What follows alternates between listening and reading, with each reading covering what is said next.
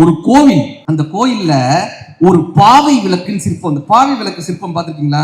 இந்த இப்படி வச்சு இப்படி பொட்டு வைக்கிற மாதிரி ஒரு சிற்பம் இருக்கும், பாவை விளக்கு சிற்பம். ஒரு சிற்பி அந்த சிற்பத்தை செஞ்சிட்டு இருக்காரு, பாவை விளக்கு சிற்பத்தை அந்த சிற்பி செஞ்சிட்டு இருக்காரு.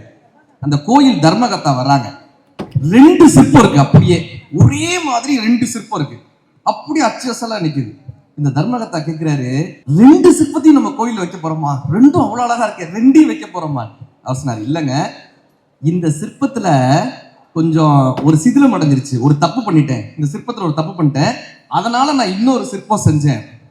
இவர் பாக்குறாரு, தப்பு நடந்த மாதிரியே தெரியலையே, அவ்வளவு அற்புதமா இருக்கே, சிதிலம் அடைஞ்ச மாதிரி தெரியலையே, இது அவ்வளவு அற்புதமா இருக்கே. அப்படி இல்லைங்க, இந்த சிற்பத்துக்கு பின்னாடி பாருங்களேன், கூந்தல் இருக்கா? இந்த சிற்ப சாஸ்திர பிரகாரம், அந்த கூந்தல் சாஸ்திர பிரகாரம் 3 பின்னல் போட்டு பின்னினா கடைசியா முடிக்கும் போது 3 முடிப்பு போட்டு முடிக்கணும். இதான் கூந்தல் சாஸ்திரம். இவர் சிற்பம் பண்ணும்போது என்ன பண்ணிருக்காரு, 3 பின்னல் போட்டு பண்ணி 2 முடிப்பு போட்டு முடிச்சிட்டாரு.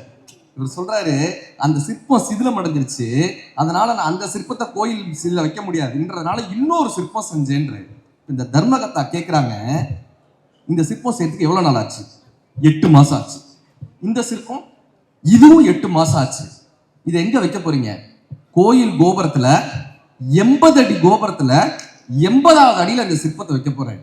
தர்மகர்த்தா சிரிச்சிருக்காரு, ஏன்பா 80 அடி கோபுரத்துல 80வது அடியில இந்த பாவை விளக்கு சிற்பத்துக்கு பின்னாடி இருக்கிற கூந்தல்ல 2 முடிப்பு போட்டிருக்கா, 3 முடிப்பு போட்டிருக்கான்னு யாருக்கே தெரிய போகுது?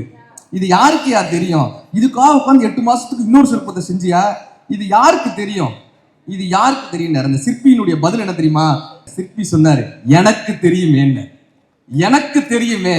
நான் ஒவ்வொரு முறை அந்த கோவிலை தாண்டி செல்லும் பொழுதெல்லாம் என்னுடைய வேலை சரியில்லை என்று எனக்குள் குற்றுமே. நான் அடுத்தவர்களுக்காக வேலை செய்யவில்லை, நான் எனக்காக வேலை செய்கிறேன். அடுத்தவர்களை திருப்திப்படுத்துவதற்காக நான் வேலை செய்யவில்லை.